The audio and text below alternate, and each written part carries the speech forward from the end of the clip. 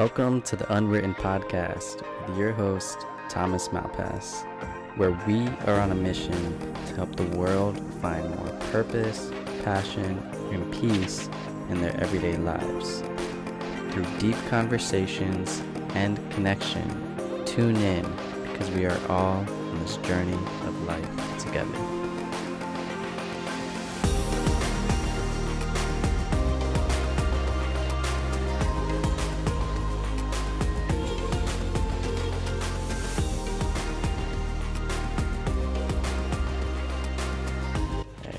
Keep going.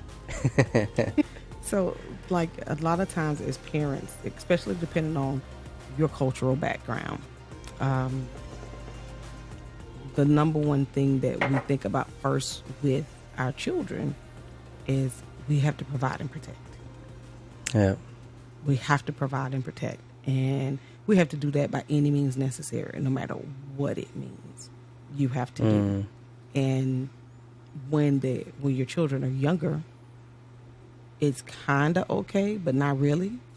But as they get older, then we have to become more aware of, wow, okay, what am I really doing? So, like when my husband and I, my husband was active duty Army, and so he was involved in a lot of different things. And so it kept him away from home very frequently, especially when the whole 9/11 thing happened.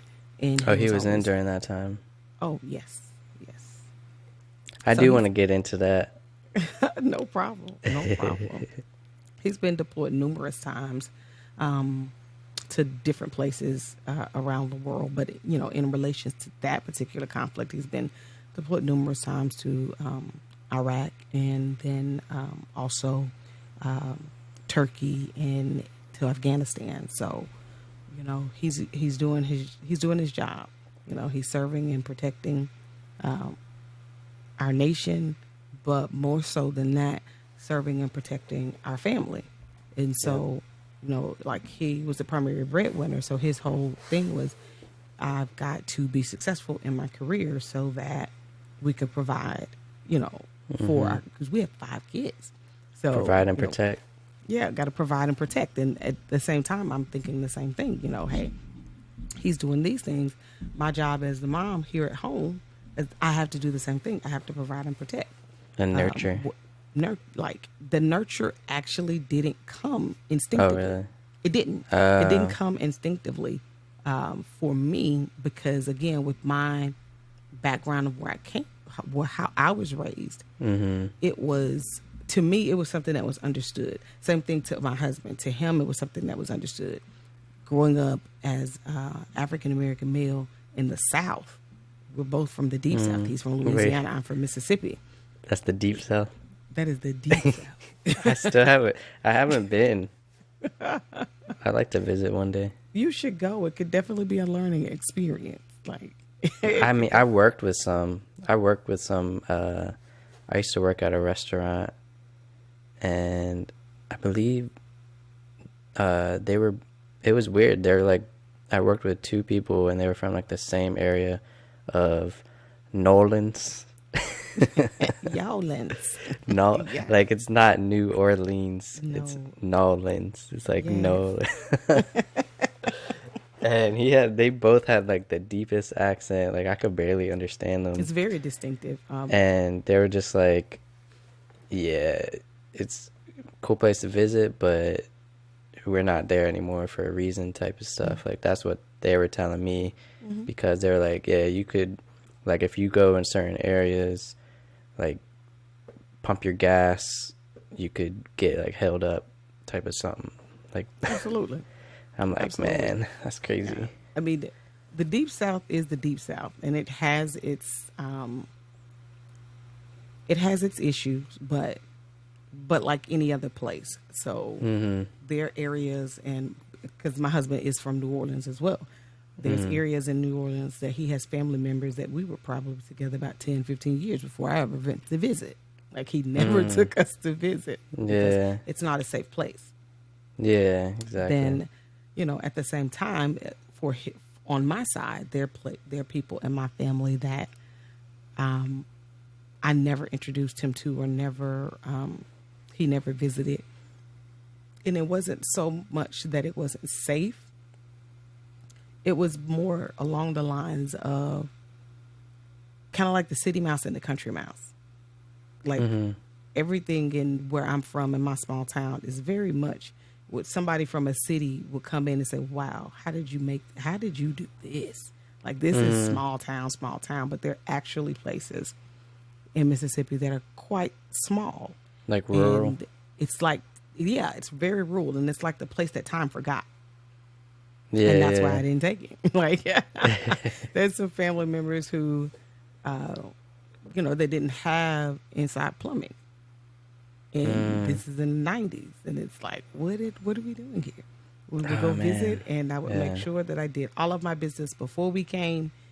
Please don't give me anything to drink because I don't want to have to go while I'm here because I know where I have to go to. Where would you have to go?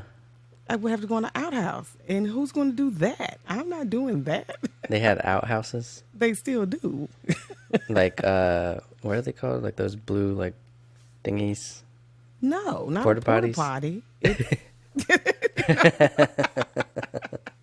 I don't like those either. But like what they have at the parks, those types of things. No, it's like what you see in old movies in 1897.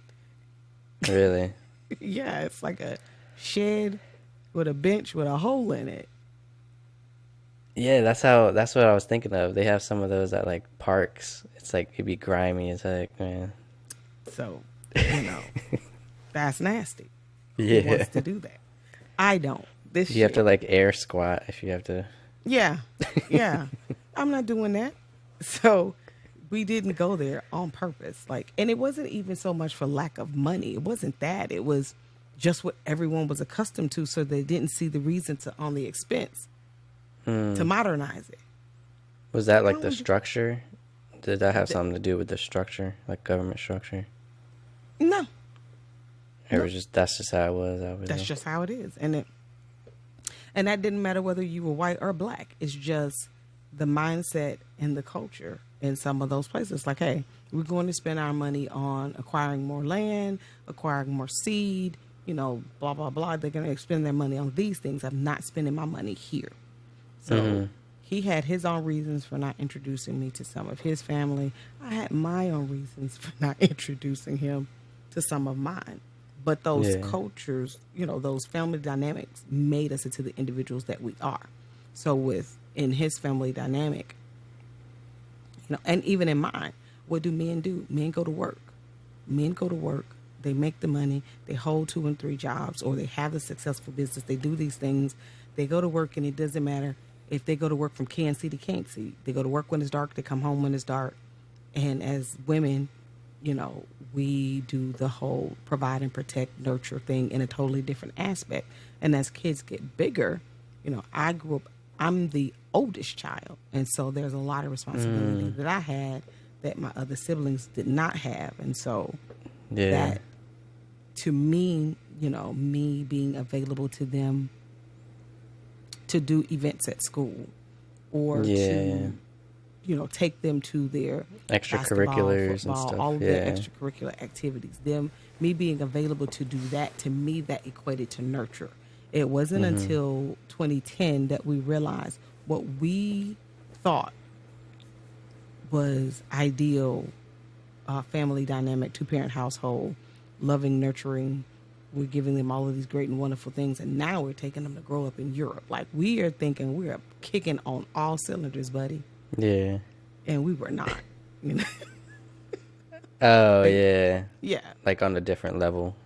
Yeah, so they didn't see the things the way that we saw them. We look at it from 2 totally different perspectives. They're from a different generation, a different time period. And for us, we grew up in a time where our parents would hear us, but they wouldn't frequently ask us. Like, if they asked, we were free to answer. But most of the time, they wouldn't ask. So that was something that we were like, okay, we don't want that with our kids. We're going to ask, and we really want to hear it. We're going to try to make it more open. And so right after we moved to England in 2010, we had a family meeting, and we had a conversation with them over dinner at this family meeting.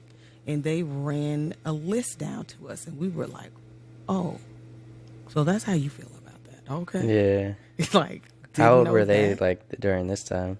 The oldest was in the ninth grade, and the youngest was in the second grade. Okay.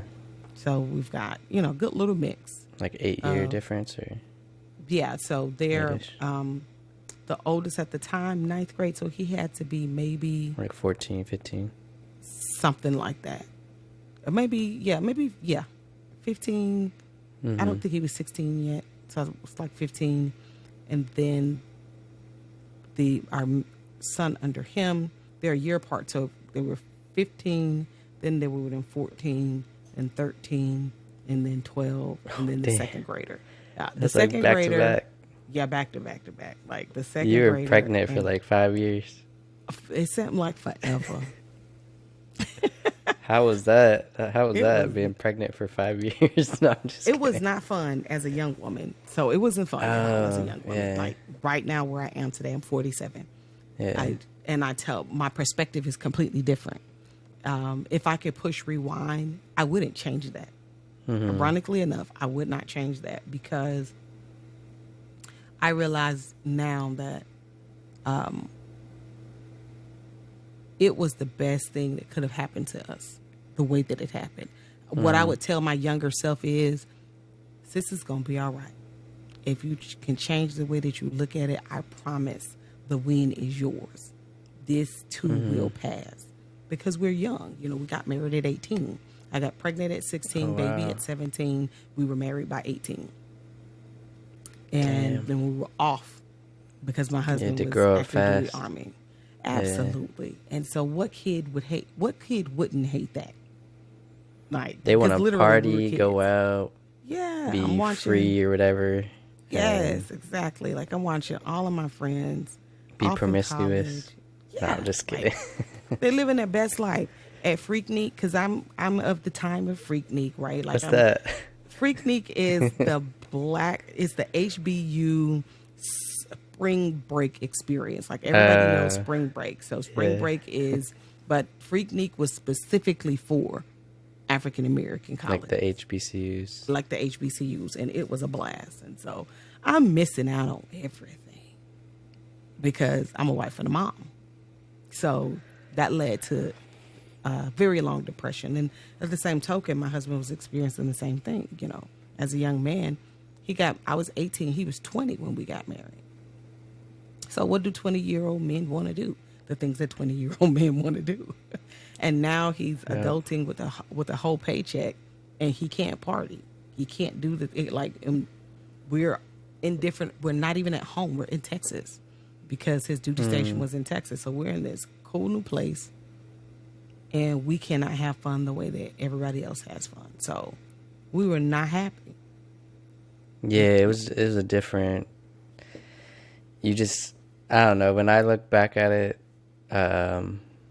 specifically me, because it wasn't that young, but I was 23, about to be 24, and my soon-to-be ex-wife, because we're going through a divorce, she was 21. So it's still, when I look back at it young. now, I was like, yeah, like we were Y'all were still really, kids. yeah, we were really young.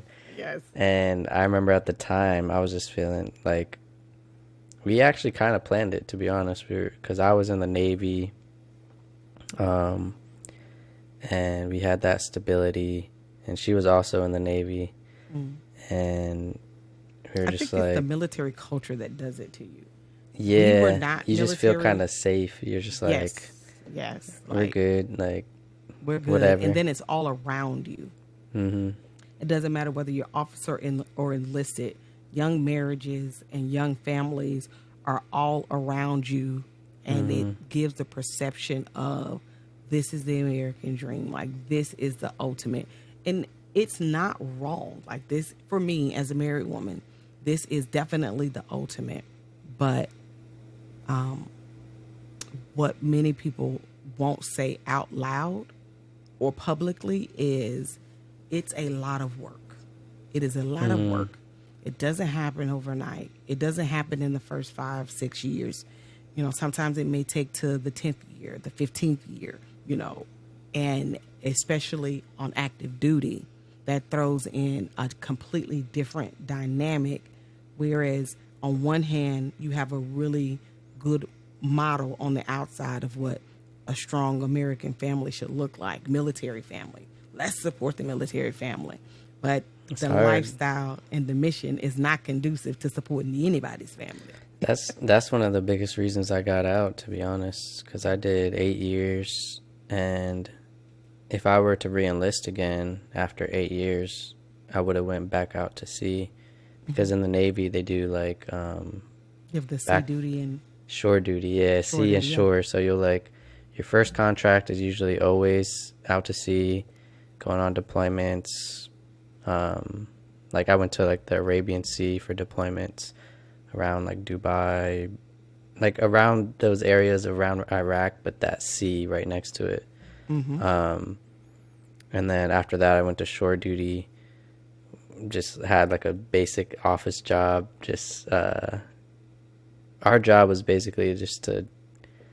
It was called the transient personal unit, where you were processing people coming in and out and doing all that stuff. But if I were to re-enlist again, I would have went back out, and yeah, I don't want to like miss my kids grow up. yeah. So on the on the Army side of it, the equivalent is they still deploy. I was in active duty. They still deploy depending upon we call them MOS. If you're Yeah, enlisted. that's your job. Yeah, it depends on your job. Depending on and the type of unit that you're in determines the frequency that you deploy. So my husband's intel. So in order to do his job effectively, he always was gone. Like that's the whole really? point. You can't. How can you gather intelligence if you're not in the places where you need to gather? We need intelligence? intelligence. Yeah. You can't really do that now, can you? Like, I mean, you can. There's satellites and different things, but it's not the same. So, he could be gone anywhere from Army deployments are a year to 15 months. If they get Damn. stop loss, then it's to whenever the Army say you come back. Really? Now, yep. So That's then really rough, yeah. it's not conducive. So we came in at a time right after Desert Storm. Because remember, we're 90s kids. We grew up in the 90s. So Desert Storm happened while I was in high school. He was already out of school and in reserves and stuff. And so when he came in, that occupation of Kuwait was at its height. Because people, like, we think about that conflict and it was over so fast, you think it's over. Well, it wasn't. The whole occupation piece was taking place. There was still a peacekeeping mission going on. So, Man, all these wars are just, I think they're made up. for money. Call me a but, conspiracy theorist. I think they're made up, man. I think, I don't even I wanna think get that too into conspiracy it. theorists, now some Yeah. conspiracy theorists are just cray-cray. They just cray-cray, and you have to Yeah. recognize that. Like But the whole for most QAnon part, stuff. yeah, it's like, what did you sniff? Like one of my favorite Bath salts. movies is Red, and there's a movie, there's Okay. a place in the guy with the pig, and the girl is asking why is he so crazy, and Bruce Willis was like, well, they were secretly giving him ecstasy for like several years, a small dose. See, that's that kind of crazy. QAnon is Yeah. like, what have you been inhaling or injecting that you should not have been for long periods of time because you're crazy? Yeah, I watched the documentary and I was like, because the whole documentary, the whole time, it was like, is this real? Is this not real?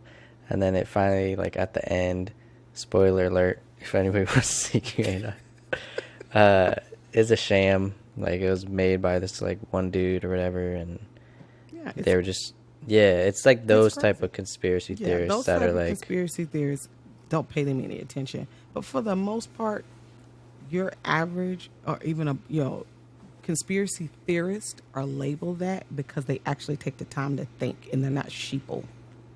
You Yeah, think I it think through. it all Like, relies. I think what the certain demographic, when they're like, "Oh, you're a conspiracy theorist," I'm like, I mean, all conspiracies are like, if you think about it, it's theoretical. It's derived from some type of proof or some type of truth that you conspired, and you don't know the real truth. the real truth. I mean, Yeah. for the most part, people who actually have the audacity to think a thing through or to research and look like, okay, this happened, this happened, this happened, this happened. In that order, like that. I heard you say blah, blah, blah, blah, blah. But now you're telling me that no, it wasn't like that. It was blah, blah. No, I can think. I can see you. You're not invisible. You're loud and crazy on this man's internet. I heard you say that. Yeah. I heard you say that. Better yet, I heard you say that in person because I was there. And now you're saying, oh, but never mind that. This is what I'm telling you is the thing. No, don't. I mean, you can say it. You're free to say it. You're an American. I'm also an American, and I'm free not to believe you. And that's what I'm sticking to. I'm not believing you. I think people get that lost. It's like, no, you have to. That's why we're so divided right now, because it's like, no, you have to see it my way. Like, no, you have to see it my way. It's like, man. Yeah. We can agree to disagree, right? Like, Yeah. that's still a thing. And I think the cancel culture, when it came up, it's like anything. You take a good thing and you abuse it, and then it becomes a bad thing. So Yeah, when the you whole like run cancel- with it. You take an yeah, inch. you run with it, and then Yeah. you're doing too much. Like, wow, it's not that serious. Like, Yeah. people who need to be called out for truly egregious acts, and especially if they're those egregious acts are pattern. It's not a one-off situation. Like, it wasn't the height of emotions or nothing. This is a pattern, so that means that's really who you are. You're just a foul person. Things like of that nature, yeah, that needs to be brought to the forefront and to the attention, especially from our duly elected officials. Like, we're paying you to make good decisions, and you are, you haven't made one decision that I consider good. Well, I think But most I'm of these still paying people. you. Yeah, I think most of these people, they don't do it to help the people, man. I feel like they No, do they do it. it for the benefits. Yeah. Like, you do The it for secret the benefits. money, the It's like- insider trading, the All of that stuff. It's like, I was at one of my favorite spots here in town to have a little breakfast and a coffee. And funny enough, it's called Mom's Place. And it's owned by a really nice family, Caucasian family, mom and a daughter teams, and they do a phenomenal job. But it's like one of those hole-in-the-wall places. It don't look like much on the outside, but when you step into the inside and you get the food and the service, it's like on point. It's a place that all the old people know about because the food is good and it's cheap. that's the best type of places. Best places. So y'all listening to this show, if you want to know where the good food is on a budget, find old people. They know all the spots. Wait, where are you Fine. located now? I'm in Texas now. I'm in Texas. what I'm right part? outside of Fort Hood. Where's that? Fort Hood is Central Texas. It's close to Austin. Okay, because I'm like dead center Austin. You're dead center Austin. So you Yeah. pass by me all the time if you're going to Dallas. Oh, So going to you Dallas. so you get on 35 and you go into Dallas and Mm-hmm. you go through Salado, going down Georgetown, you go through Salado. Well, when Okay. you go into Belton, there's a sign that says Killeen Temple. It used to Oh, say Fort yeah. Hood. Let me change it. It's Fort Cavazos. It says Fort Cavazos. And then you go into Belton and Temple and so on till you get there. Okay, I So, know where that is. Yeah, so it's Fort It's Cavazos like up north. now. Yeah. Not so. I'm a little bit north of you, depending on where you are in Austin. I'm like southwest of like downtown. Southwest of downtown. So I would say, barring any traffic, but I know Austin always has traffic. Yeah. Always. Yeah, I don't it's care what time it's of the day getting or even night. worse. That's why they're building all these roads out here. And all the tolls, like 130 saves me so much. Sometimes. It's not as safe as it used to be when they first built it. When they first built it, you could get on it and just go. Now you might run into a traffic jam depending on the time of day you're out there. But it takes me about 45 minutes to get to downtown Austin. That's not bad. No. I could get to one of my favorite places to eat. Another one of my favorite places to eat. Are you a foodie? I am. I love food. So it's right there. It's Monument Cafe right there in Georgetown. So okay, sounds familiar. Right? It's Monument popular. Cafe. You should. It's another one of those places that old people know about. So if you just follow the vets, you can't go wrong. And so that's what me and my husband have learned. We just follow the vets and we can't go wrong. And we found this place. And so during the previous election season, with President Trump and now President Biden were running.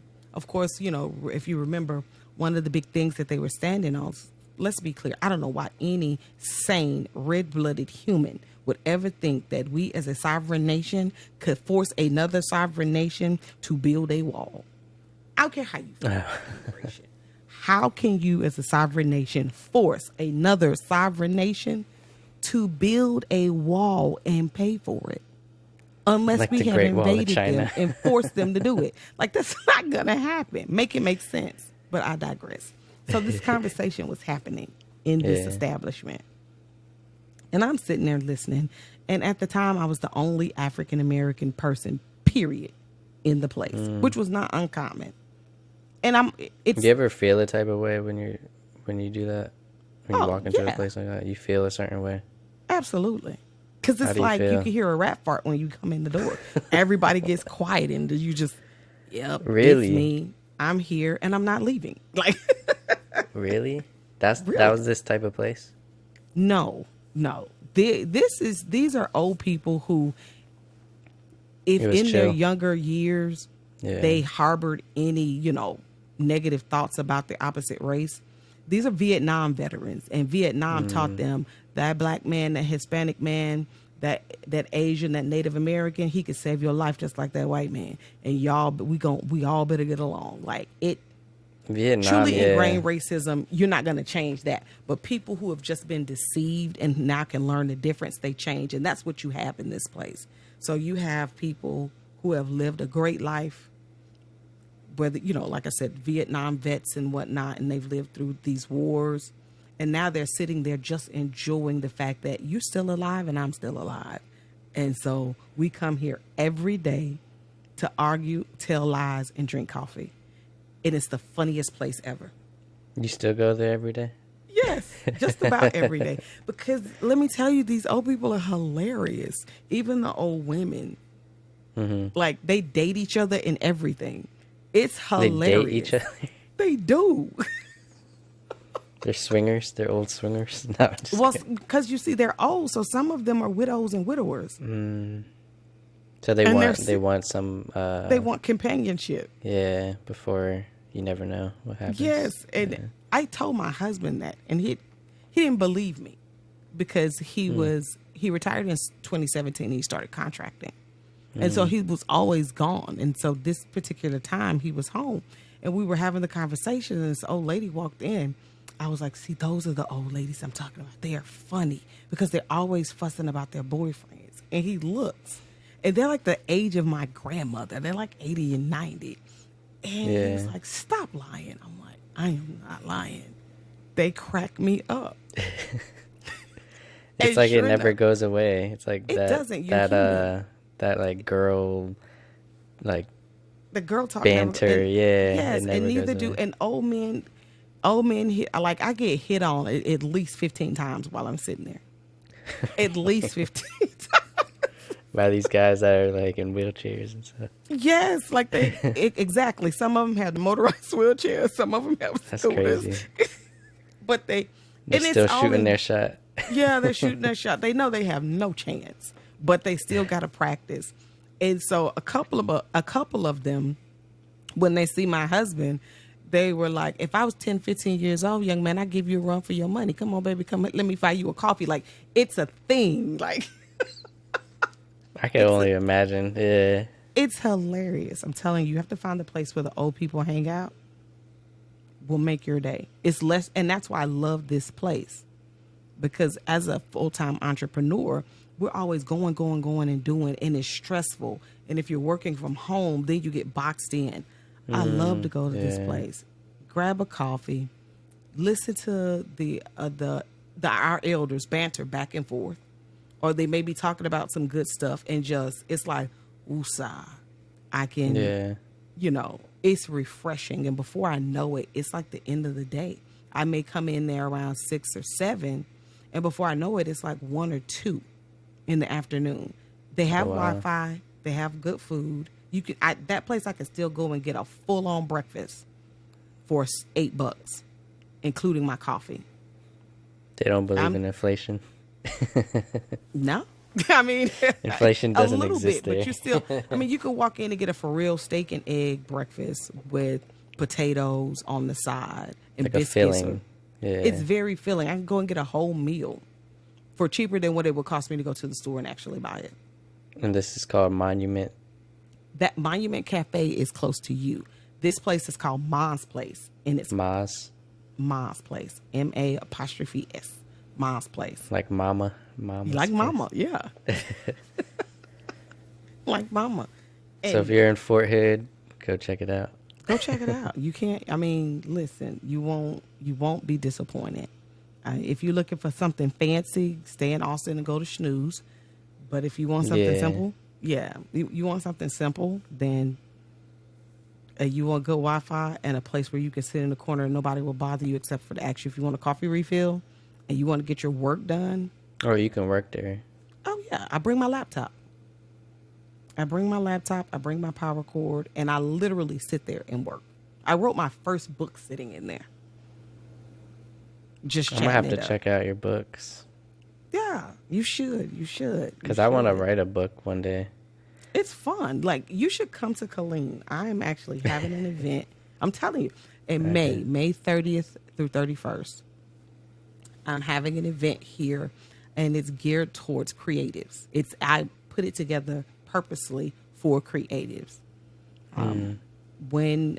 So the event is a day and a half. It's a night. So on the 30th is a Thursday night. It's a networking session. And then on the 31st, it's going to be workshops throughout the course of the day. But at the end of the 2 days, you will leave as a creative with things that you need to make a really good media kit. Mm-hmm. So other than also being a podcaster, I also have a streaming TV show. So we're going to be recording episodes, and all of the guests who've paid to be there will get an opportunity to come and interview on my show. And that's going to stream across Roku, Amazon, Apple, Comcast, all of these. Oh, really? Comcast is linear, that's but cool. we stream on Comcast, if I can get it out, on Comcast in Maryland. Then we also have a couple of photographers that'll be there. So if you need updated headshots or you don't have headshots, come in and you'll leave with at least 5 poses. At least 5 poses for your headshots. We have a few people coming in that have magazines. And so when you leave there, you will have at least 1 article written about you in the magazine. You can choose to purchase more as a, upsell. Yeah. But if you just want the 1, then that's fine. You'll also be on the radio. The radio station is here local to the Killeen area, but you would have been interviewed on a radio station. Right now, we're in conversations with a couple of stations out of Dallas to get them to come as well. If I knew connections for people in Austin, they'd be coming from Austin, but I'm working on that. So the goal is, at the end of the day, you will have the sessions you need. You will have the material you need to cover all of the things that you want to cover as a creative with your media kit. You want to be in magazines. You want to be marketing, on TV. Yeah. Yes. You want to be on radio. You want to have omnipresence. That's what you want to have that presence. You want to have press releases done about you. Yeah. The guests will have a press release crafted for them, specifically to them, and released about them that is guaranteed hit on at least 300 outlets across the country. So you want that presence. You need that happening, those things happening together to rise up in the Google rankings, like to be Googleable. Yeah. And I'm going to do a session for podcasters. Nice. Where I'm talking about, SEO, podcast SEO. I'm still trying to figure it out. It's a lifelong learning tool. I tell you, it is a lifelong learning tool.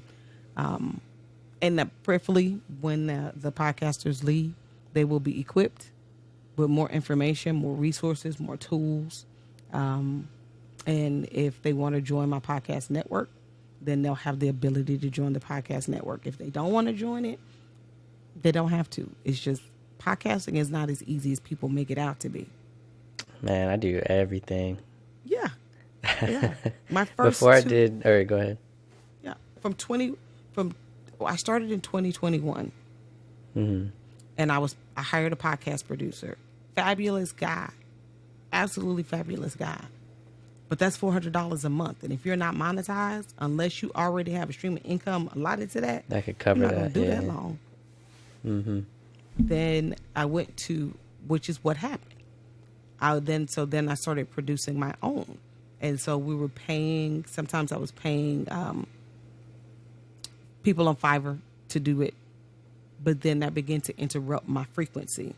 And so then I had to figure out how to do it myself. So while I was paying the Fiverr people, my son learned how to use some tools. And so he started doing it for me. And now, we're growing. I started out right now, since 2021, and we're in first part of 2024. I have over 25,000 downloads. Now, that's not a lot to many people.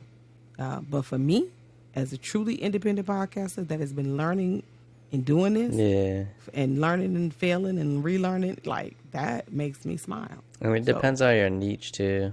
Some niches are more popular than others.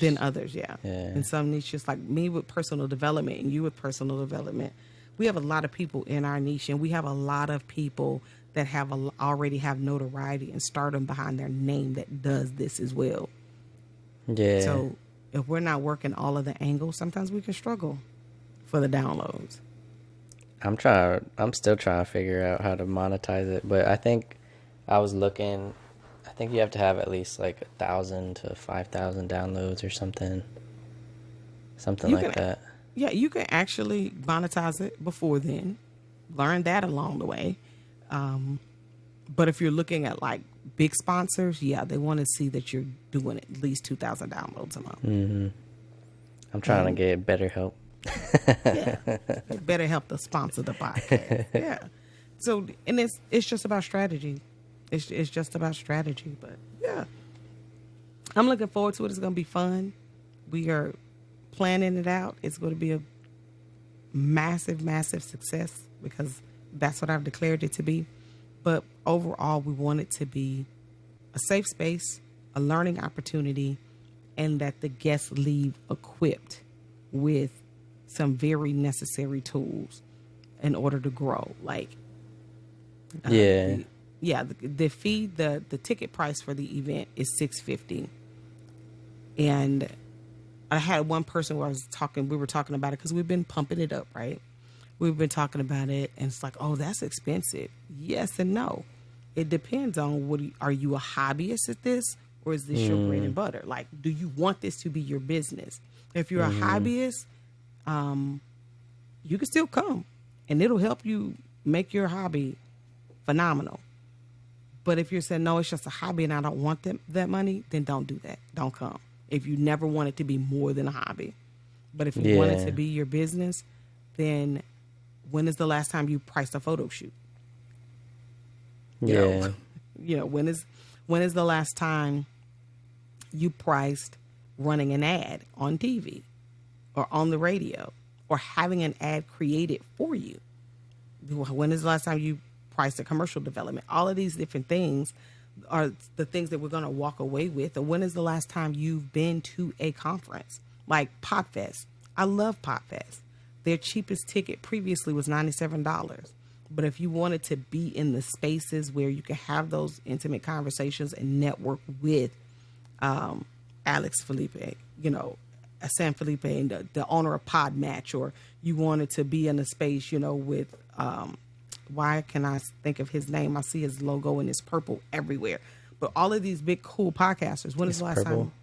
It's purple, yeah. He's really popular on LinkedIn, too.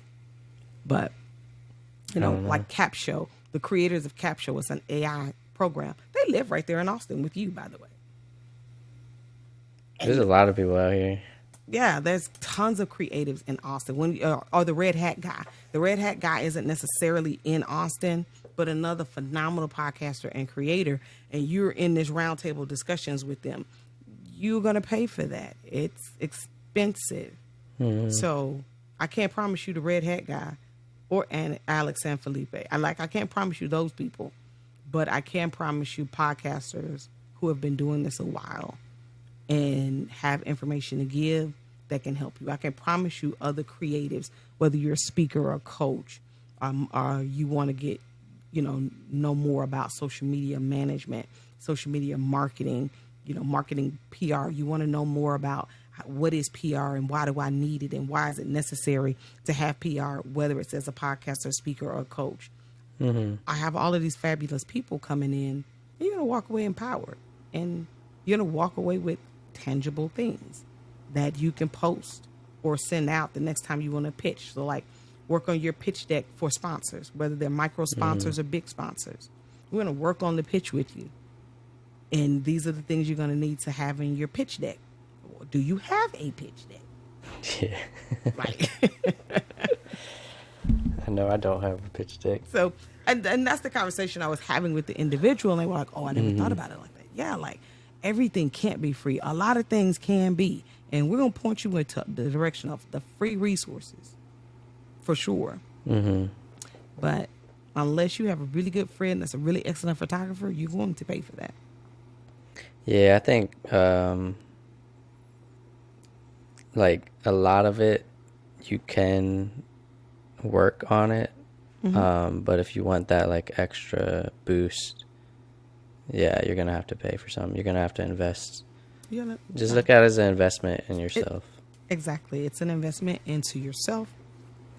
It's an investment into your business, because even a lot of the things we'll talk about are free resources like IMBD. IMBD for the last several years has opened up to allow podcasters to utilize IMBD just like movie houses. So you want to get your podcast on IMBD and keep it updated with each guest and have that presence on IMBD, because it serves to help your SEO phenomenally, and it shows your credibility as a podcast host. Like the first time I heard that, it knocked my socks off. And then I got a free tutorial that showed me how to do it. Have you seen any like difference when you did that? It does make a difference. You see your name pop up, like IMBD pops up in the first page for you, or for your podcast. And then people are like, wow, let me run out here and see what you've been doing. And it's like, okay, wow, phenomenal. Because it speaks to you being a subject matter expert. It speaks to you being an authority. Like, you're legit. This is real. Yeah. And that's important. That's it's very important. Like, that's important. Like, all of these little pieces. So, but yeah, I'm excited. I'm excited that the information about that event, and it's called the TV Media Experience, and it's being brought to Central Texas by my company, my micro podcast network, which is called the Purpose Place Network. And our first TV media, we have a group of individuals. We have a transportation that's lined up for the people who are coming from the Dallas area. Their bus fare to get on the charter bus, and the hotel is all included in their fee. So if we have enough interest in the Houston and San Antonio markets, we'll do the same thing. But there was a lot of interest out of the Dallas market, so it was very beneficial to do that. So if you're in that area, go check it yeah, out. check it out. Check it out. You don't even have to drive. Get on the bus, and they will bring you here and take you home, and the hotel is already included in that package. I mean, that's valuable. I think it's valuable, especially if you want to get a slight edge or boost in what you're doing, you know. And what you're doing, yeah. Yeah. I'm But working I on did having want some- to pivot Yeah. back into your story. Oh yes, because I totally got off track. So we're in the place, right? We're in Miles' Yeah. place, the infamous Miles' place, and these conversations are happening about. It's a political conversation happening. So the first thing, the gentlemen that were Democrats and the gentlemen who are Republicans, I'm neither. The gentlemen who are Democrats and the gentlemen who are Republicans were at war with each other over this stupid wall situation of who was going to pay for it. Oh, Trump's going to make them pay for it. How, Sway? How is he going to make them pay for it? Our Make it make taxes. sense. So they were arguing about that because he need 4 more years to get it done. He'll need a lifetime to convince the Mexican government that they should pay for this when they haven't never paid for it before. Why would they pay for it now? Well, I think that's one of the big hiccups of the government. The big issue is this money is it's seemingly endless. So it's And they it's have a not. seemingly endless supply of our taxes What we have or is an whatever. endless supply of debt. Yeah. The So it's money they use it Yeah. willy nilly. That's my Yeah. point.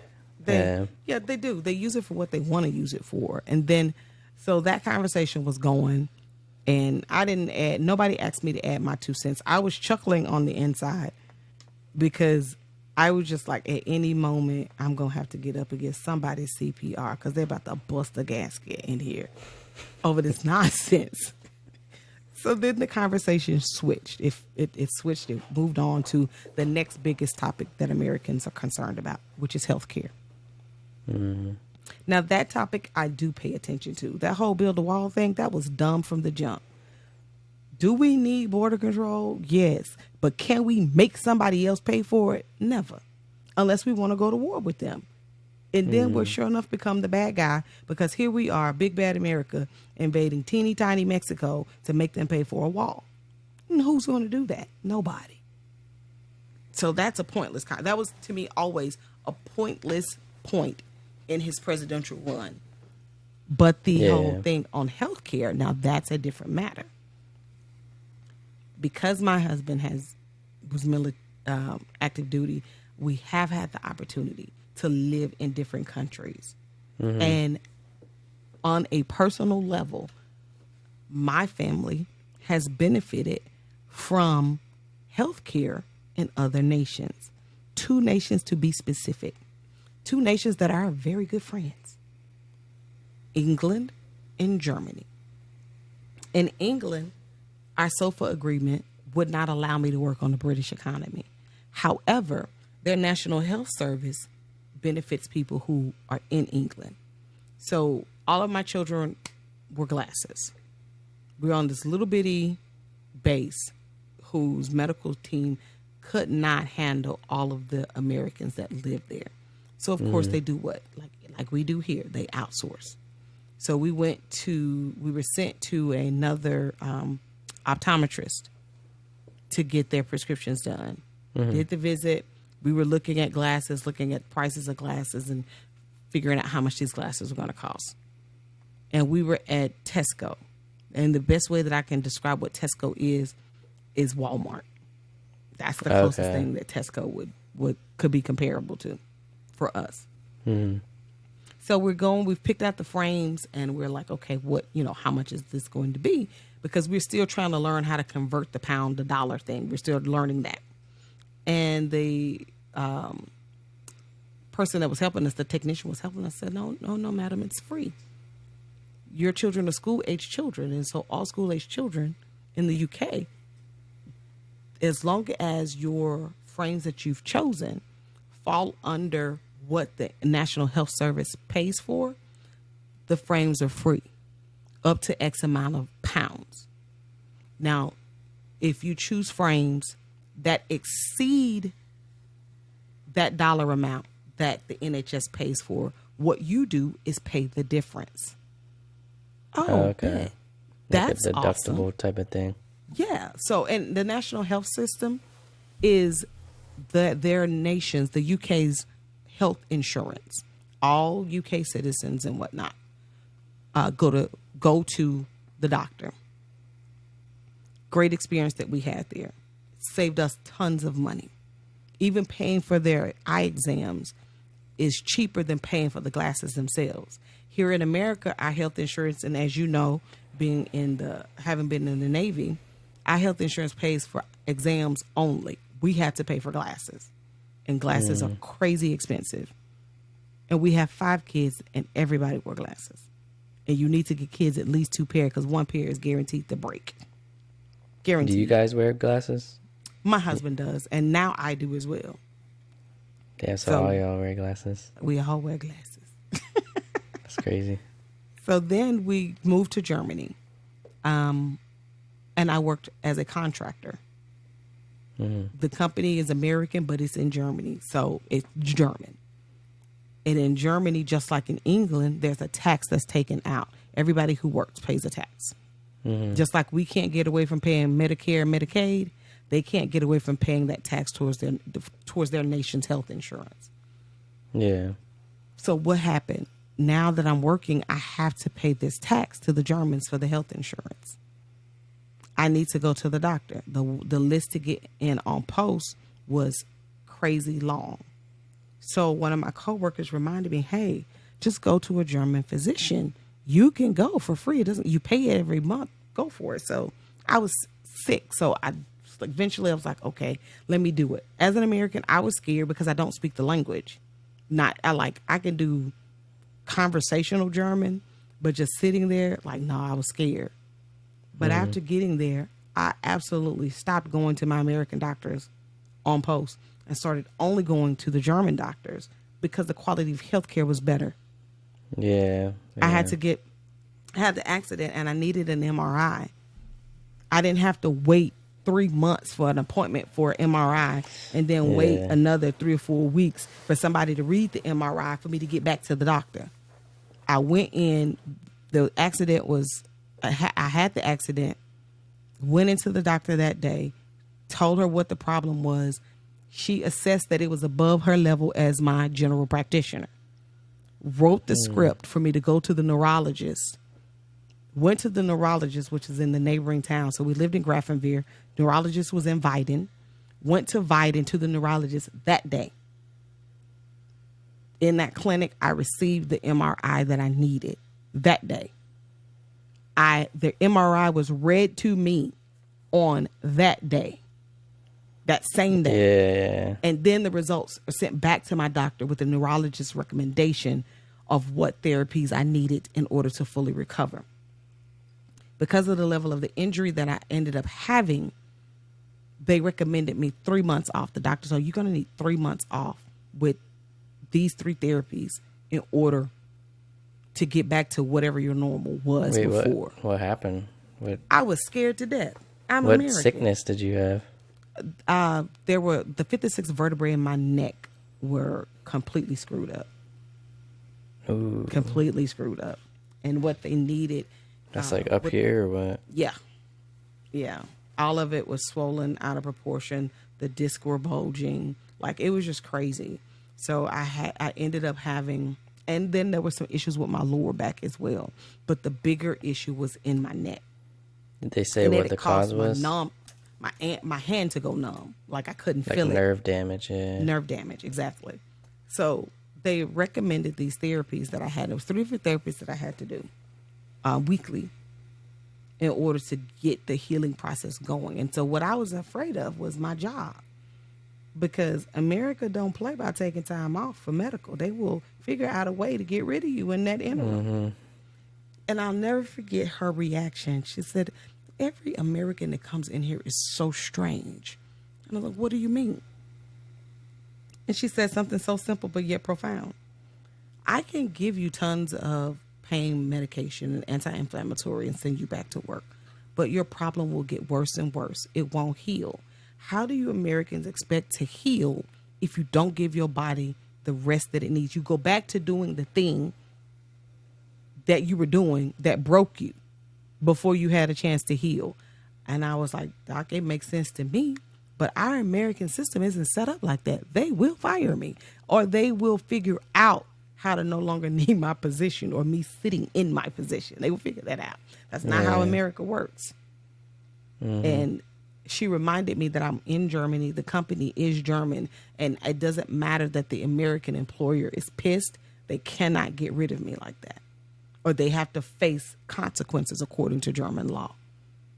So for like that first couple of weeks, I was still nervous. By the end of the 3 months that I went back in, and they assessed again that I still needed more time off, because even with that therapy, because of the condition of the injury, I needed more time. That second time she gave me 3 months, I was happy to accept it. But that first time I was nervous. So we go back to the conversation about the medical. So they're having this conversation about why it's just a travesty. And if you want your family to have good health insurance, you should work for it. And so they were like, well, what do you think?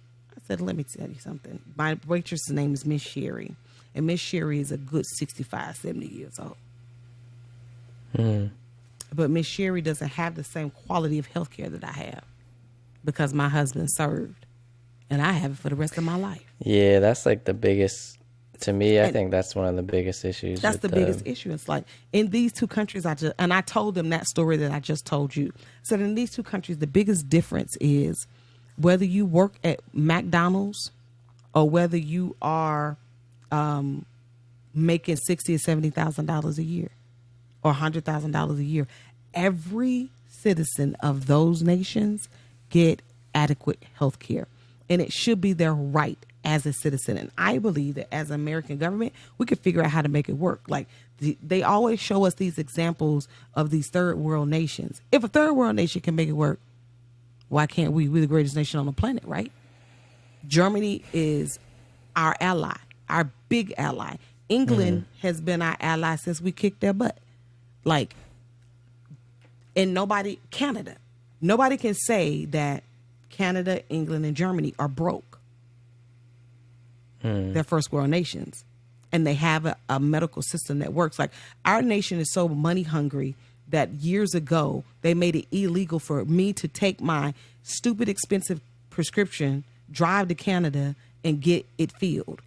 Same pharmaceutical company, same medicine, but Canadian law says what you're not going to do is gut my people. So you're going to make this price of this medication reasonably priced. America says, oh, no, you can charge them $100 a pill. You can charge them $200 a pill. That's capitalism. They better figure it out. So you make it illegal for me to do it. And now I can't go across the border and get my medication filled.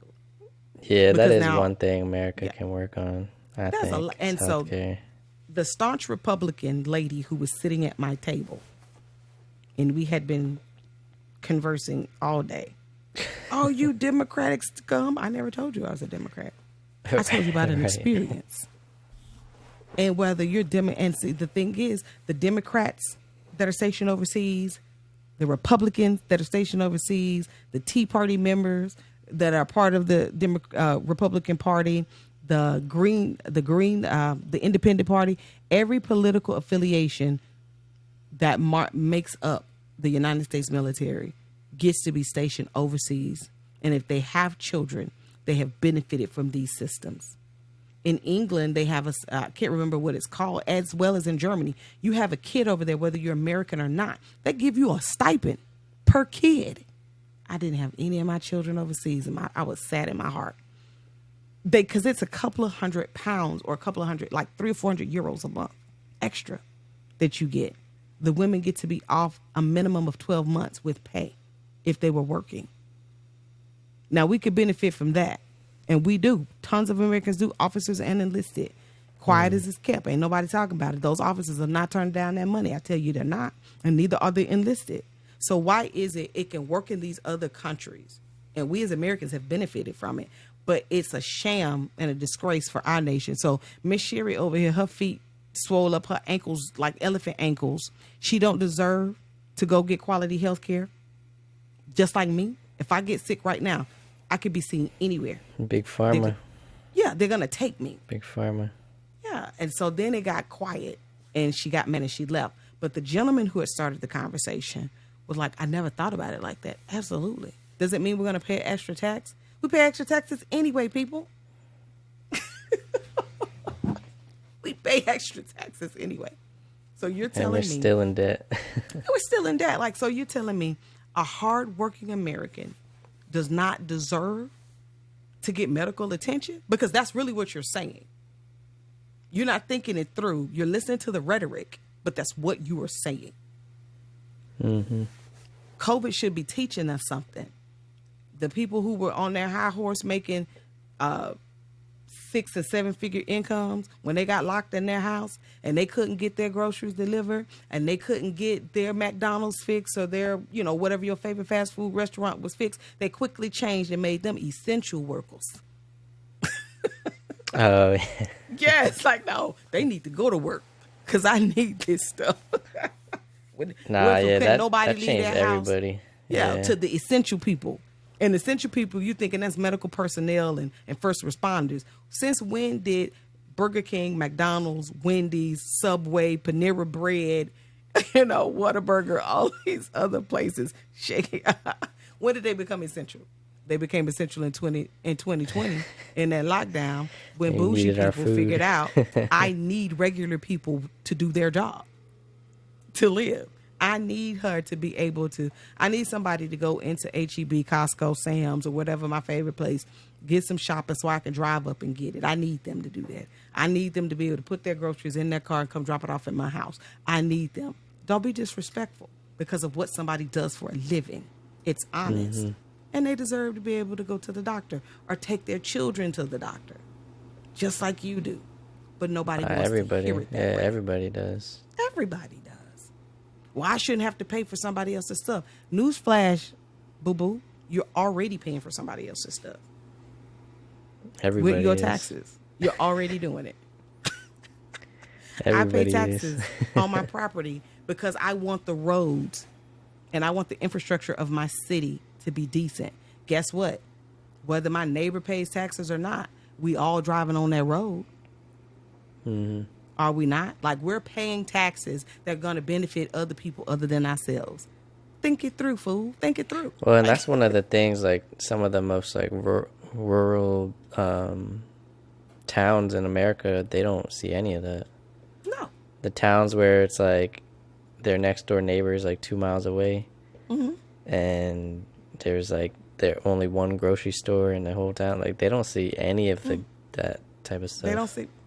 You're absolutely right. And they turn into a food desert. They turn into all of these other things. And the duly elected officials from those areas are not helping to improve it. Or if they are doing their best to help to improve it, the duly elected officials of the place around them that don't want to give them any money, it's like, what are we doing? They just focus on the big cities. They don't focus on the little cities. Small towns and stuff. Yeah. Right. Like, yes, we're doing our very best here. We're working hard every day.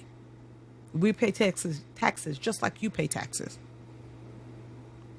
Then we don't see it, yeah. Exactly. We should be able to see it. We should be able to see it. So, but I want to get into more of your story. And, okay. I wanted to talk about, because I was reading your bio. Mm-hmm. Let me see. Did you write your own bio? Or did you get somebody to write it? The very first version. It has been revised by several people. Really? Yes. It has been revised by several people. Devoted wife. So you've been with the same man for how long? Since 1992. Damn, that is... Okay, so you've never... Because I'm looking at it right now. Mm-hmm. So you've never wavered? Didn't say that. It just says I'm It didn't say that. It says, I am a devoted wife, mother of 5, and it should say grandmother of 6, depending on which version you're looking at, because our 6th grandchild was just born. How do you deal with that? Like, Deal with what? if you're open to talking about it. Yeah. Not like which part? So, like, have either one of y'all ever cheated? And if you have, what made y'all stay together after that? So the answer to that is yes, we both have.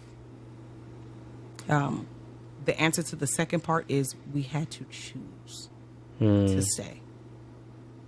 So I'm a Christian. It should say that somewhere in there. It should say that. Yeah. Somewhere in there. Somewhere in there it should say that. Even if it doesn't, so disclaimer for my response that may not be in alignment with some of the people who will listen. This is my response. This is what happened in my life, and this is what has worked in my life. When my husband and I got married, we made a promise that forever is forever. We made a lot of promises that we would eventually break. And in that, we also learned that love is a choice. That the only love that is unconditional is the love that God has for us.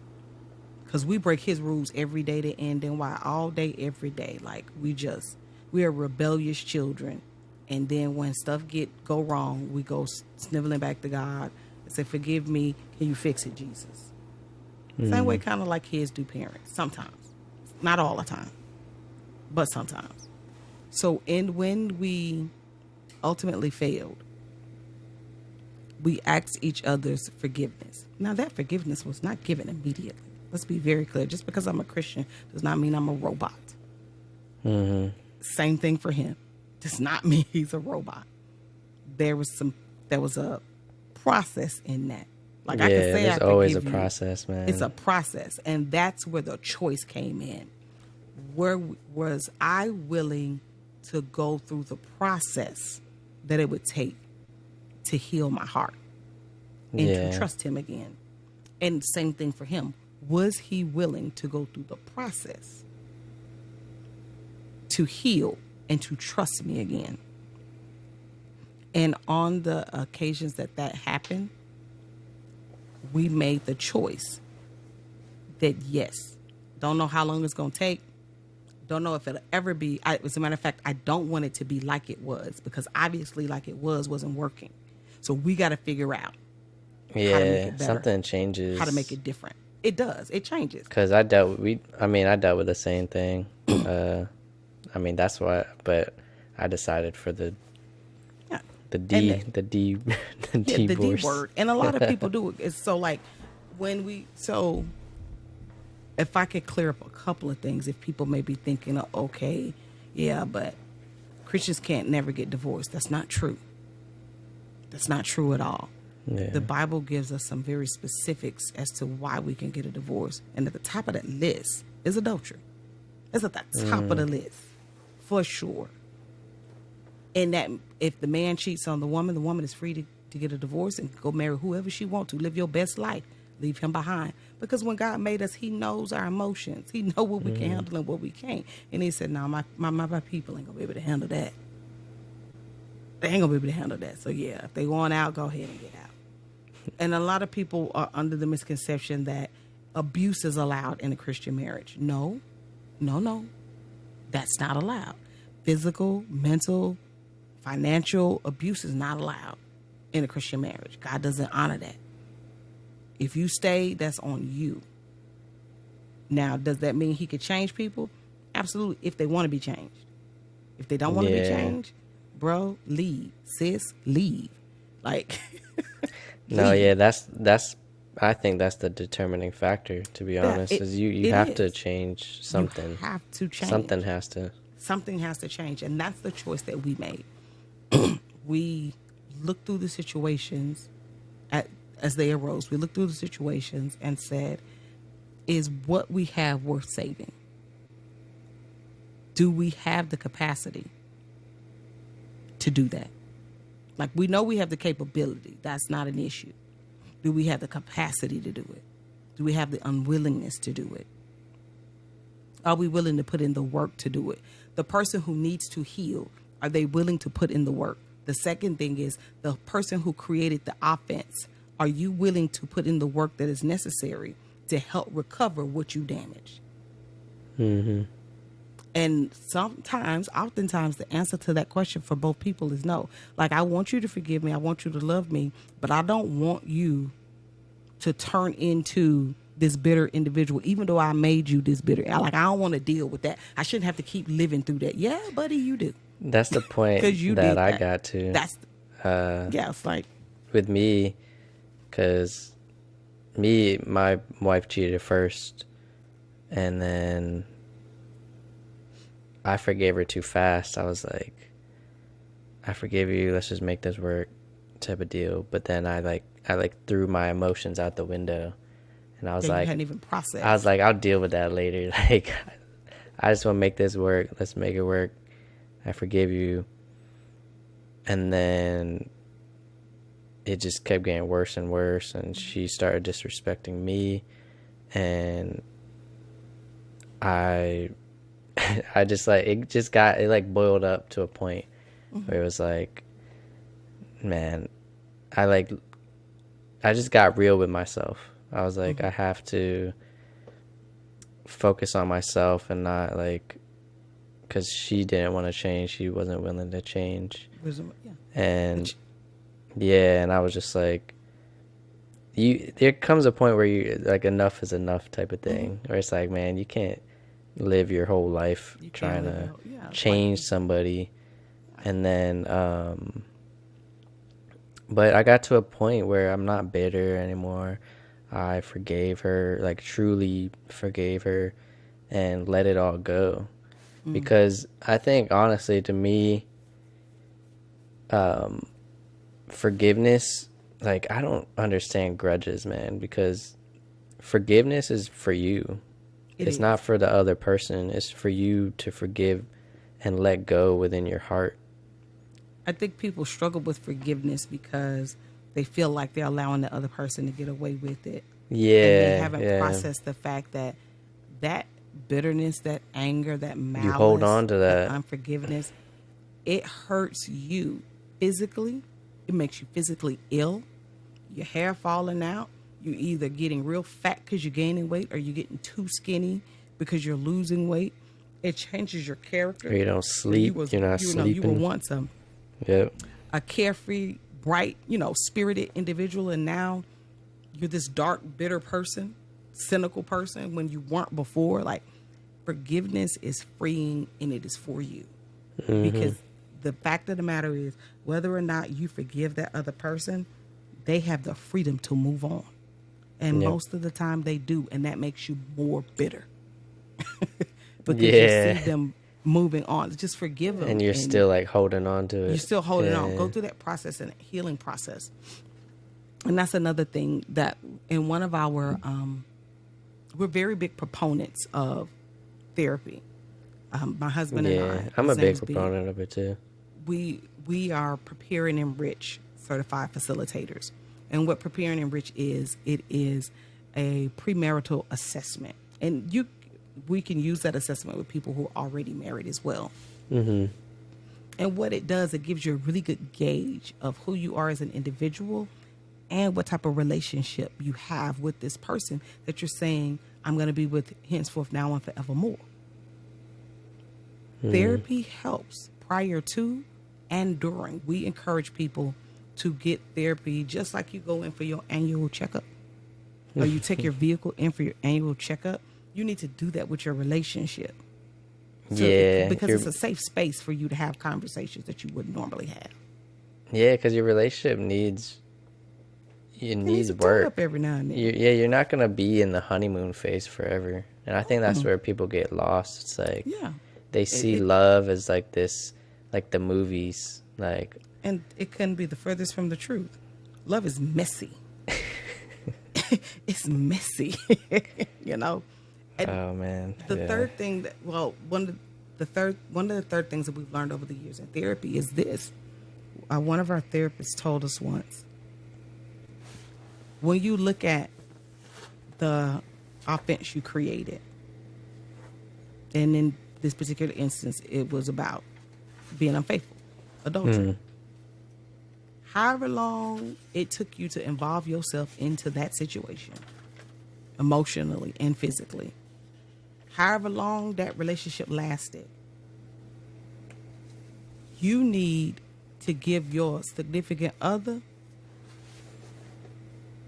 at least 5 times that in time to heal. No less than 2.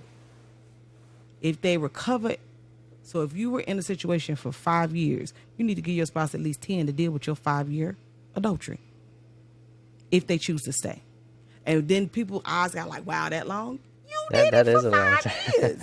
Like, come on. That is a long time. You know, whether it was a one-night stand or, you know, a workplace fling. Well, we only together like 3 times. It doesn't matter. It does not matter. You took your time to cultivate that. And they're going to need to take their time to deal with the fact that you intentionally cultivated that. Yeah, and then did it. Man.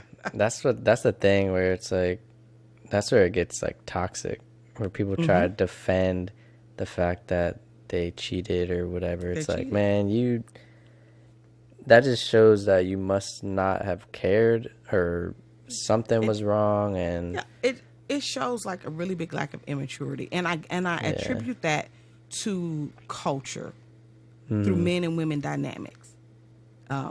Especially now, it's getting worse. The hookup culture. Unfortunately, you know, the world has said that, oh, men can sow their oats. Like, men they can't help themselves. They can do it. Yes, they can. They can help themselves. They made a choice because you can't help yourself. Like, what does that even mean? Like that's what I'm saying. Like, bro, listen, you're telling me that this woman who you've been cultivating to get into her panties, you've been doing that because that was the goal.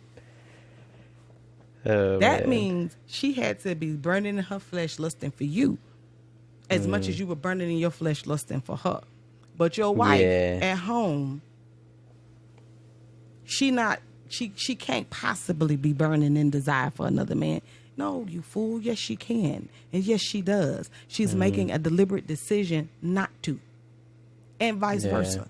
When a woman intentionally cultivates a relationship with a man who she wants to sleep with, then your husband has all right to be big mad at you. All right to be big mad at you. So what are we doing? Like, we have to, so the time and the energy that you put in to make this happen, to create this disrespect, then you need to be willing to put in that time and that energy to give that person grace to deal with it. And oftentimes people don't want to. Well, they try to sweep if you it say under you the forgive rug. me, then you shouldn't keep bringing it up. No, that's not right. Because I'm a human. It keeps coming up in my mind and in my heart. I can't make that stop. Yeah. Like, no, I'm not. It's something you'll never forget. Exactly. I think cheating is something you'll never really forget. So it's like, I don't want to say it's like crazy traumatic or anything, but it's just something. No, it's crazy traumatic. You'll always remember it. Yeah, You'll always remember. Yeah. And because it is crazy traumatic, though. It is crazy traumatic. Yeah, because I'll always remember the moment that you found out. Yeah. It's like your world. It's like was seared into your mind. Yeah. Yeah. And so it shows immaturity. It shows an inability to take responsibility for one's actions, and it shows your inability or your unwillingness to see the depths of the what effects your actions of your have actions. caused. Yeah. Like, yes, here's a series of first, second, third, fourth, and fifth effects of my decision. Here are the third, fourth, second, third, fourth, fifth, sixth effects of my decision. That decision just didn't impact me and the person that I slept with, but it impacted my wife. It impacted my children. It impacts my family members. It impacts the people on my job. Like, it impacts so many different things. Mm-hmm. It's more than It's a just snowball between you and that effect. person. Yeah. Yeah. It has the ability to impact my friendships. Yeah. Right? Like, That's a 'cause big now one, there's yeah. rifts in friendships. Because they're like, oh, you need to just leave him. Oh, Yeah. You need to Like, leave him. You need to do this. Or, especially as a woman and we cheat, so then the husbands of our friends or our, the boy significant others same of our friends, thing. don't hang out with her. So that's what y'all doing when y'all out? Just leave. Like- Yeah. It's the same, yeah. Yes. And the same. So, somebody in your friend group, a guy in your friend group or whatever, and you're the one that cheated. It's like, okay, now all of the women are like, oh, your husband don't need to be influencing my husband. Like, we cool, but we can go hang out. But your Yeah. husband, he needs to. That's the problem with men's hookup culture. Is it's like, and it's acceptable, where women hookup culture isn't, and that's always puzzled me because so crazy. if you slept with a woman, why do you think women don't? Why do you think women don't desire men the way that men desire women? We do. No, We may yeah, I Yeah, know we that do. point, but I think it comes down to, I think it really boils down to just human nature, because Yes. when a man has multiple women, he's seen as more valuable. Like, why? Like, in a girl's mind, they're like, why are all these damn girls all over him? Maybe I need to try. Maybe I need to try a piece of him. Like, right? Like, that's what it starts to look like. And if you like go back like into, and it's like, always as a woman, we've been taught it's in a man's nature to do that. Now, like, one of my things growing up as a kid was, well, my husband is a very handsome individual. Obviously, I think that because we've been together forever. yeah, And he was a senior when I met him, and he started to express interest in me. And there were some reservations that I had about it. Like, I don't even know. Because you're real popular with the ladies. exactly, yeah. And so for exactly. me, what that does for me is this. I don't share on purpose. Like, I may be unintentionally sharing and I don't know that I'm sharing, but I'm not going to share on purpose. So I already know how you are. Why would I do that to myself? Make it make sense. And that's what I told him. Like, for months he pursued me, and for months I was a firm no. And the more That's I said what makes no, it more fulfilling for a man, though. exactly. I didn't know that because I was The in high chase. school. Yes, Yeah, I didn't realize that. men, Because I was The in high harder school. it is, the juicier, the juicier. Yeah, like I'm gonna get her. Like, Yeah. as a kid in high school, y'all, I'm not saying I was that smart. I was just trying to protect my little heart. I mean, I wasn't either, man. I wasn't either. Yeah, I was But, just trying to protect my heart. It's like, we could be friends. Like, I Yeah. really enjoyed my husband's company. I always have.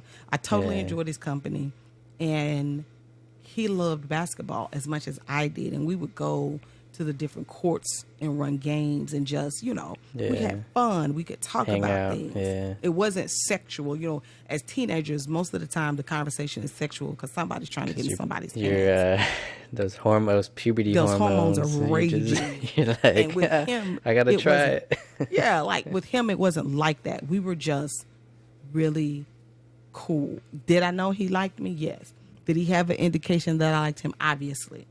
But my answer was still no, because what you're not going to do is do to me what you're doing to all of these others. Because my husband, so after lunch, he will always want me to come down his hallway so he could walk me to class.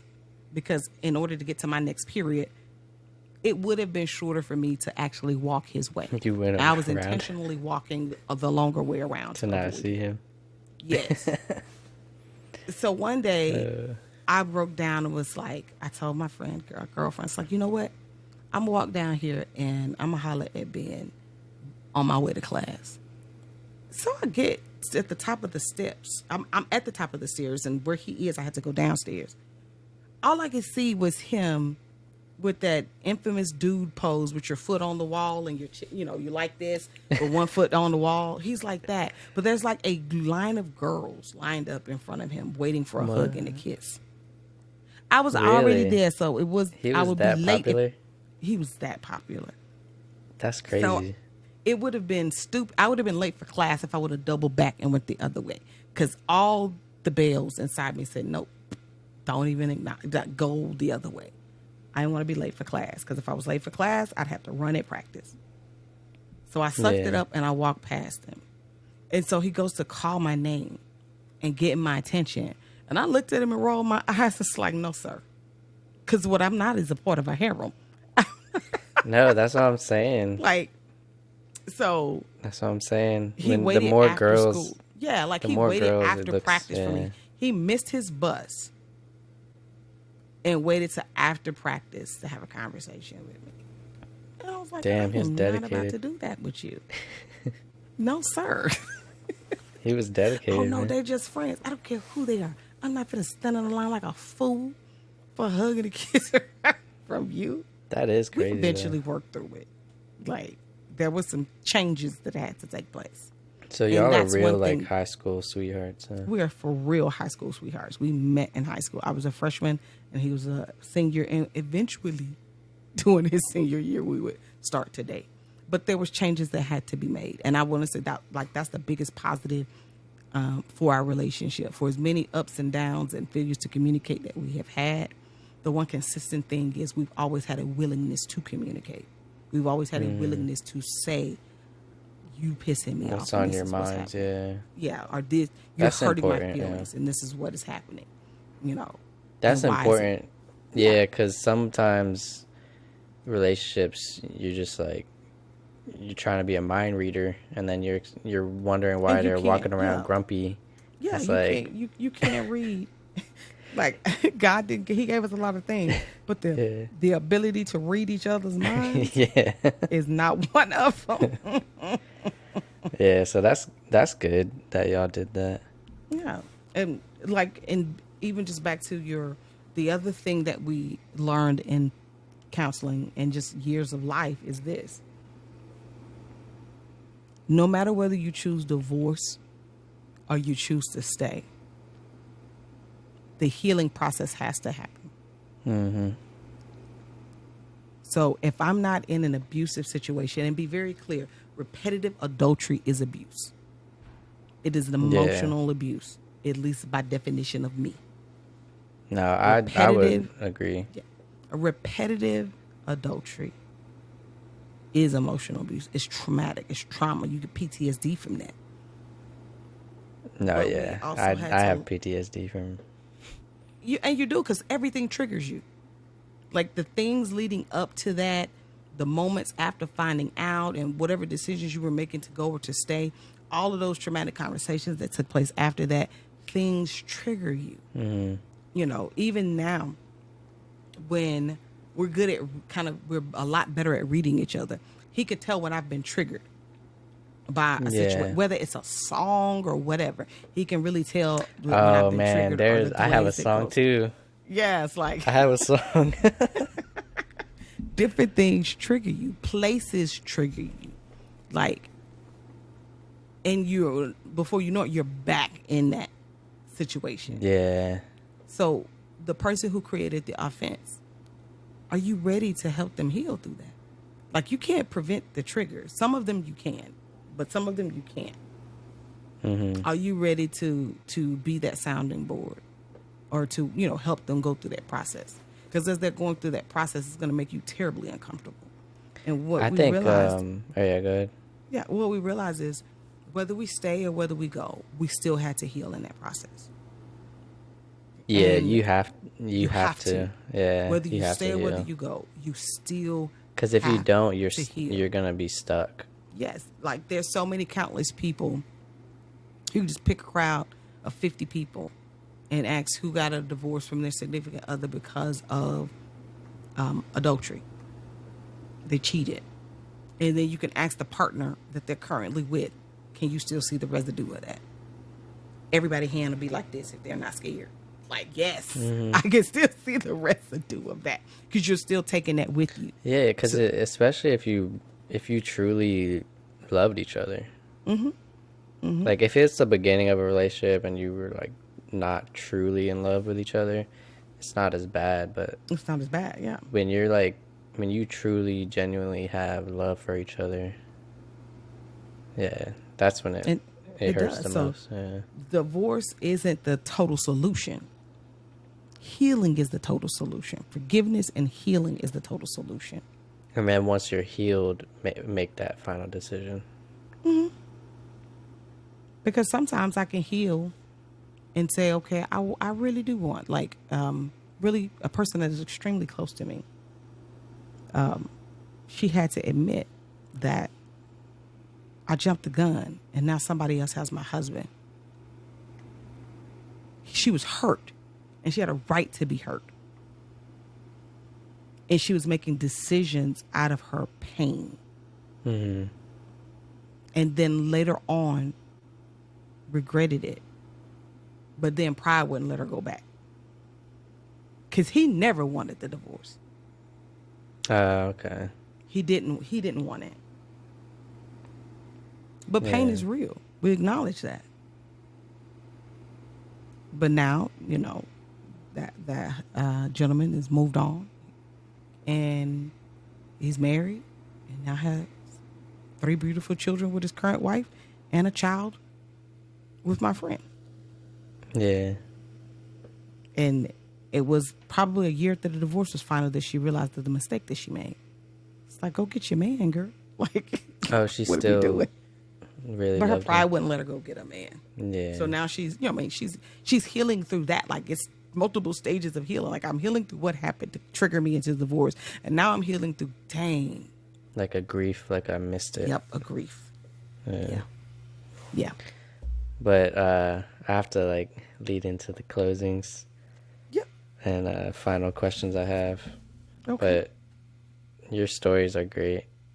You have good stories. Thank you. I hope that your audience finds them beneficial in some type of way. They will. All right. So my final questions I ask every guest, just because I'm curious. You don't have to give like a long answer, and yeah. So the first question is, what's your biggest regret in life?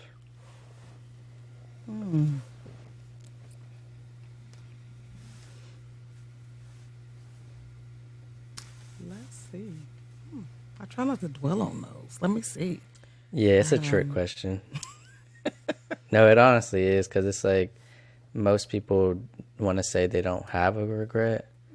I feel like there's at least one Yeah, I that would somebody say, has. like, if I could think of one, if I narrow it down to one, it would be not spending more time with my children. Hmm. Yeah, it would be not spending more time with my children when they were smaller. Yeah, Yeah. I feel that one, because mine are still small. So it's like I could foresee when they get older, it's going to be different, man. It is. Like, we get to spend a lot of time with our children.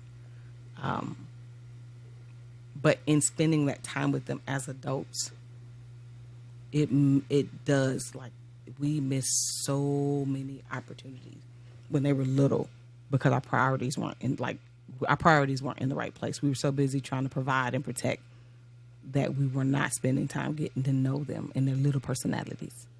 Yeah. Yeah. Because the kids have personality.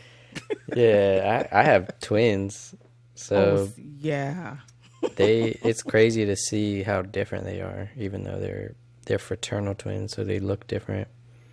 But how different their personalities are as well. Yeah. And how much they take of you. Like how much like they'll like repeat what I said. Like, can you see your other family members in them too? Like, just mannerisms, ways of doing. My they're grandmas. So they both have weird features of like my mom and her mom. It's like How I that guess you work? could take the I guess you Yeah. can, because it's the brain, I guess. Hmm. So you can like inherit some of the like your You their behaviors too. Like our yeah. kids grew up anywhere but Mississippi. Like Mm. but they behave like some of our like little things. That is just like your uncle and you don't even know him like Yeah, that. it's crazy how that happens for real. Yes. Yes. So that would be my biggest regret, not spending more time with them when they were younger, getting to know those little personalities. I feel that. So the next one is, who or what has made the biggest impact in your life that makes you you? The Bible The has made the Bible. biggest impact in my life that makes me me. Learning who God is and who I believe that He created me to be as an adult, life changing. You still read it Absolutely. every day or every often? It's my favorite book. It is my favorite. There's so many nuggets in there. There's not been a situation that has come up in my life that I could not go to scripture and find a resolution. And here's the Yeah. thing, even if the resolution was just deal with it. Like it's accept it. Really? Even if the like I even mean, that's how I live my life, to be honest. yeah. Like, honestly, that, like, if my life could be summed up with how I navigate it, that's how I just deal with everything. Yeah. And over time, I learn more, and through, like, reflection. The And, reflection, yeah. yeah. My love for the Bible began at 25 and I had a triggering moment because you guys were dual military, so you didn't have to deal. Well, maybe one of you did. I think one of you does. Who's the sponsor and who's the dependent? For Oh, me, I was always the dependent. I was the sponsor, yeah. So, as a young girl, leaving my parents' house, then going into my husband's house, and then learning what it means to be an army wife, and nobody ever truly knowing me for who I am, because on post is what your sponsors last for. Which spouse are you? Like, oh, what's your the designation? I'm 30. I'm the first spouse. I'm the only spouse. What's his? Who's your sponsor last for? You rattle off the last four. I don't even know my own social security number as well as I know his because of how much I've had to say it over 24 years. And so at 25, at that point, depending on where I was, he was sergeant at the time. He was an E5. So I'm Sergeant Monley's wife, everywhere on post. At my kids' school, I'm Daryl, Devontae, Denise, David, and Marquez's mom. And then at that point at church, most people knew me as Sister Kim's daughter. Or even at, if we're home in Mississippi, I was always identified by an older family member. Oh, you're such and such's baby. That moment Damn. somebody called I was at Yeah. church and that moment the sister said, "Hey, Sister Kim's daughter, can you come in for a second?" I flipped. Fast forward that into why did I flip out? Like, God, what is wrong with me? And it took me to the scripture, like, God, why? Who are you? What is this all about? I'm gonna crack up here in a minute because I don't know. I do not know what I'm doing here. And it took me to the scriptures, and I developed a love of the scriptures for those two reasons. I figured out who God was as opposed to who people said He was. Like, you're not this fire and brimstone. You sin, you're going to hell. Like, that's not you at all. And you really do care about me. Like, you care about me, you love me, and you created me to be this fabulous, wonderful person. And I actually have an identity that has nothing to do with my husband or my children. Yeah. And that developed my love for scripture and continues to be a big part of what I teach and speak on at different women's organizations, because a lot of times as women, we get caught up and lose who we are, especially when we're married. We're struggling with identity, and so we make stupid mistakes. We're doing stupid things. We fall into a depression. Yeah. Yeah. I think you can lose yourself when the relationship becomes too codependent. Yep. When you Yep. are in a very codependent, because we were starting to get codependent That's why I think, Like, did you guys connect on a real level, or were you trauma bonding? Like, why is this thing happening? yeah, right. Why is this thing happening? Yeah, I think we were trauma bonding. And yeah, that just, I think codependency ends up not good all the time unless you learn how to be independent. Because I think that's what a real relationship is. You're two independent people that are working on yourself and continuously growing, and you share the same values and mission and purpose in life. I think that's like the ideal relationship, to me at least. Yeah. A great relationship takes two healthy, complete individuals. This whole thing, he completes me, she completes me. Yeah.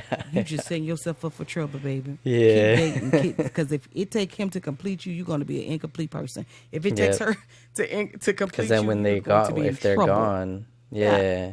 And they're not perfect. Like, that's too much expectation to put on another person. Because what happens when they wake up with a bad day? They're busy trying to complete you. They haven't figured out how to complete themselves. Like, don't do that to your significant other. Be a happy, healthy, whole individual when you make this commitment into a relationship, like a marriage. Because two whole people, that's gonna work. Yeah, that's gonna work. People. When the trouble comes, you both will be equipped to handle it, because the trouble's coming. But you both will be equipped to handle it. Not, one whole person dragging a half a person behind them, because or two I halves. have to complete them. Like, yeah. Yes. Yeah. But, all right. So, continuing, what has been one lesson you learned the hardest way? One lesson I learned the hardest way. One lesson that I learned the hardest way is how to qualify the people in my life. Qualify? Qualifying people. Who you let in?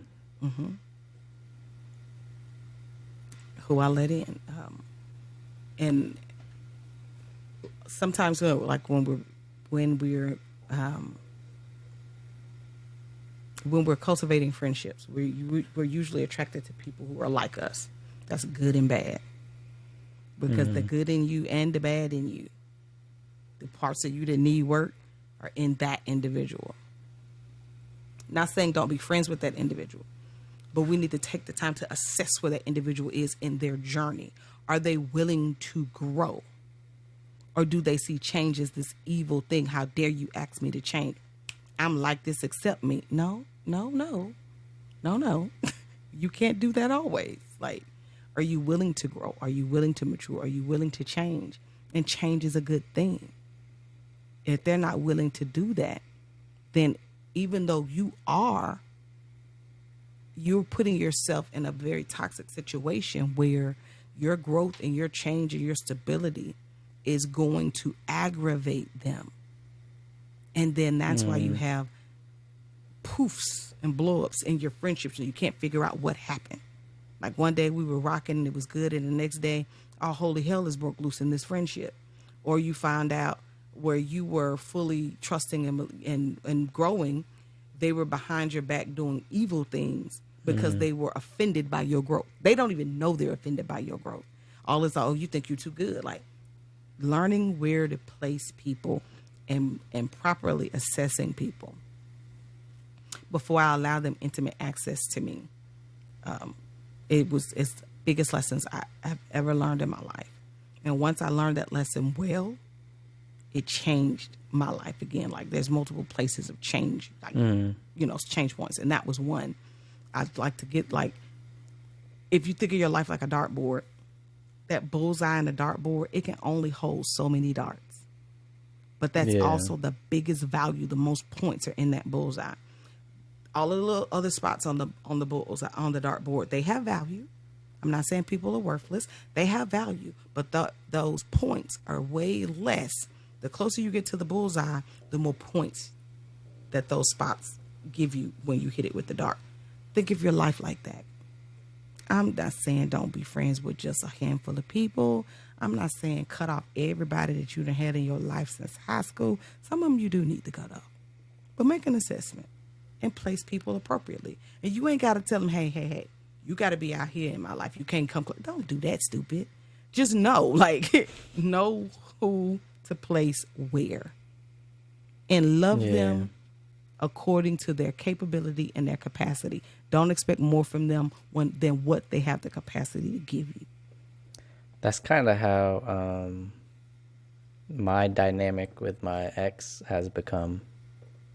It went from like if you think of it as like the dartboard, we started like on the edges, and then like the closer we got, which is kind of crazy because the closer we got to the point where she cheated, she was in the middle. And then from that point on, it started getting back towards the edges again. Now it's to the point where I love her from a distance, and I love her. I love her enough to care about her and to want to see her be happy and grow. Yes. But she's on the edges now. And that's and that's the place she needs to be for your life. It's on the edges. Yeah. Like she needs to be on that place on the edges, and that when people are at a mature place, they see that. Like that is healthy for me, and it's healthy for her as well. Like that is the best place for you, because I can't kick you out of my life. We have kids. Yeah, exactly. You got to be here. Exactly. So I need to know where to place you. Like, and it's true. I need to know where to place you. And as long as you're placed in the proper place, everything will be gravy. Everything will be fine. Because you won't get that opportunity to hurt and offend me because I'm not allowing you in that space. I won't get that opportunity to hurt and offend you either because I'm not allowing myself to get into that place. Like, I think the dartboard is a metaphor for your boundaries. Yeah. It is. So keep your boundaries. Keep your boundaries. You got to define them first. Yeah, define your boundaries And stick to them. And stick to them. Absolutely. All right. So I have two more questions. Okay. First one is, what would you want to experience in life if time and money was not an issue? What would I want to experience in life? So my husband and I are on a homestead journey. And so what we would love to experience, what we're building to is an amazing, I want to call it a compound, if you will, or an estate. That's what I would say. An amazing estate where my children can build their homes, their forever homes, when they get ready to, like, this is it. This is where I'm going to be. And we run that estate or that homestead. And that's something that, like, we're real estate investors, so we have properties here, there, and whatever. But this particular estate will be the Monley estate, and it's parceled off for all of the kids and can be parceled off to the grandkids as well. But we're self-sufficient within it. Like a small little village. Yeah, our own village, and that sounds really cool. Because that's how we grew up. Yeah, that's how we, like, when we go to my husband's family, when we turn onto that street, everything on that street, on both sides of the streets, are Monleys. And even some because the properties are wide as well, even when you go to some of the adjoining streets, they're Monleys. All of that property belongs to Monleys. And it's the same way for me. For Martins is my maiden name, for Martins and for Williams. I can go to Whitestown is what they call that area. Everybody there is my family. And this is like a whole subdivision. People, like, it's my family. It's the same thing on my dad's side. And when we go out to where his parents are originally from, it's nothing but family. And I want that. We grew up like that, and that's what we want. I think that's good to have, to be honest. I didn't have something like that, but You got to my remember, I'm from a very rural place. no, I experienced something like that with part of my family though. Like I didn't grow, because I grew up in Dover, Delaware. It Okay. was just my immigrant mom, because I'm half Filipino, half white. My dad was my dad was in the Air Force. He was stationed in the Philippines for like 5 years or something. Met my mom, brought her back.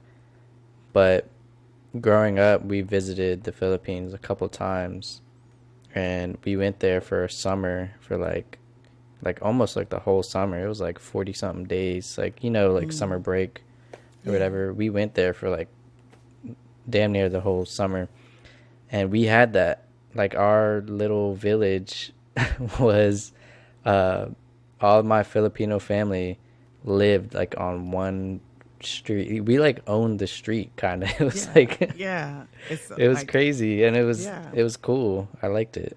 It's fun. Like we would go home and visit, when Ben was on leave, and we'd pull up. Didn't matter whose house we pulled up at, just open up the door and you just run, go play, be with your cousins. We are Get going to some stay food here, no. get food, we're, music is going, food is going, Yeah. drinks are flowing. So we're just, oh, it's so good to be home. Like, it's Yeah, so good. it's like that energy. Yes. And we love that. And we want that. Like, do we want to go back to Mississippi and enjoy that in our own space? Because we both have property there. We do. But we want to own some for us and our kids and their Grandkids, yeah. and so on and so forth. And so that, if money and time were not an object, we would be doing that right now in lieu of working. Like, if the money was just already here, we would be just out building right that now up. looking Yeah. for that Like those land. massive plots of land, Yeah. and building our home, and mapping out our homestead within that property. Like, where would the barns be? Where would the garden be? Where would we put the house, the cows? See, man, I horses, want the to do goats, something all like this. that too. Yeah, I mean, Because there's it's so, tons like, of ranches out here. There's ranches it all is. over. Yes, it is. Like in Travis County, so many. Yeah. Like Dripping you Springs. Yeah. They're a so lot of money though. They're like, I It's think not cheap. I think I seen one, because I have my real estate license as well, and I sell real estate part time. But Cool. yeah, there's some that they're like $10 million, but you could create a whole village if you bought that. Like, Right. you could create a sustainable community. Like, it's crazy. But all right, last question, and then we got to close out. Okay. Is there any personal insights in your journey of discovering self that would resonate with the audience?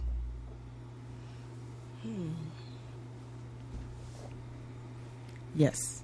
Everything in your life hinges on identity. Knowing who you are and your God-given purpose and the reason for your being absolutely impacts every aspect of your life, personally and professionally. Not knowing who you are, it won't stop you from making money. It won't even stop you from being, quote, successful. But you can do all of those things and still be unfulfilled. But when I know who I am, and I know the reason that God created me and why I'm here, now not only will I be able to earn the income that I want to earn, but I'll live an impactful, meaningful life.